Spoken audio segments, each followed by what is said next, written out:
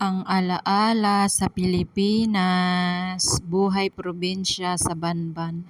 Dito sa lugar ng asawa ko. Yan. Ang daming gulay nasa harapan lang.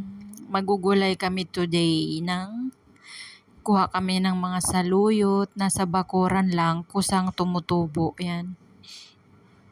Noong una hindi ako kumakain yan. So yan, nakakatuwa kasi nakaka-discover ka ng mga dahon-dahon na wala naman talaga sa amin, mga ganyan. Ang tawag daw dyan ay saluyot. At kumakain sila ng dahon ng kalabasa. Ang cute, di ba? Ganyan daw kapag naghimay ng gulay. So, it's my first time kasi hindi ako marunong maghimay ng gulay. Charot. Ibang gulay lang kasi ang alam ko. So yan, masarap pala yan, dahon ng kalabasa. Grabe.